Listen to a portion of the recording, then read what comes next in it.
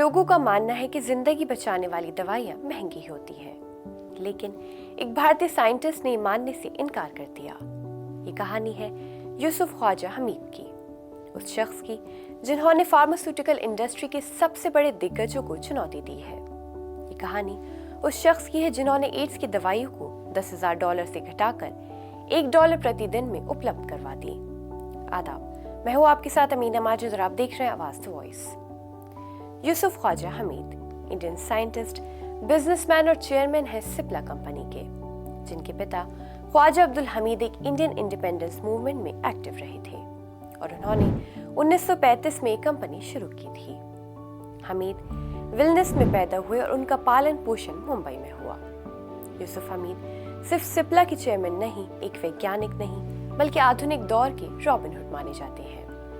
हमीद को भारत के बाहर सबसे ज्यादा वेस्टर्न फार्मास्यूटिकल कंपनीज को चुनौती देने के लिए जाना जाता है।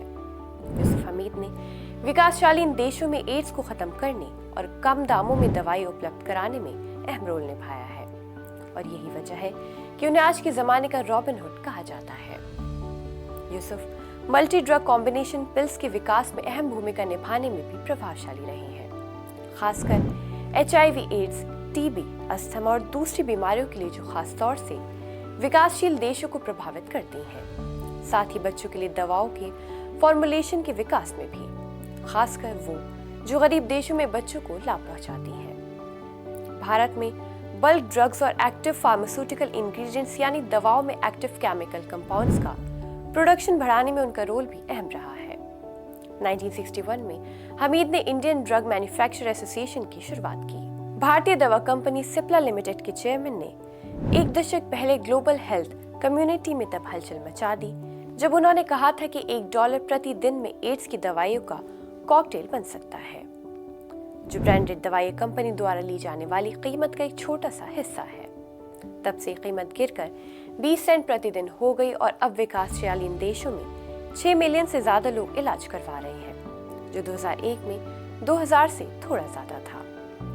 वहीं उन्हें 2005 में भारत सरकार द्वारा भारत के तीसरे सबसे बड़े नागरिक सम्मान पद्म भूषण से भी सम्मानित किया जा चुका है। वहीं मई 2021 में फोर्ब्स ने हमीद की नेटवर्थ 3.3 मिलियन होने का अनुमान लगाया था। 9 अक्टूबर 2024 की फोर्ब्स के हिसाब से भारत के 100 सबसे अमीर लोगों की लिस्ट के मुताबिक यूसुफ हमीद और परिवार $5.7 बिलियन की कुल संपत्ति के साथ 53वें स्थान पर था। वहीं यूसुफ हमीद और सिप्ला फाउंडेशन ने IISER पुणे को एक आर्ट केमिस्ट्री फैसिलिटी देने के लिए 20 करोड़ रुपए का दान दिया था, जिसका इस्तेमाल आउटरीच प्रोग्राम्स में किया जाता है। वहीं जब इतिहास अपनी किताबें खोलेगा तब यूसुफ का नाम किसी अरबपति की तरह नहीं बल्कि एक उम्मीद के रक्षक की तरह लिखा जाएगा। अगर आपको हमारी वीडियो पसंद आई हो तो ऐसी वीडियोस के लिए हमारे चैनल को सब्सक्राइब करना न भूलें।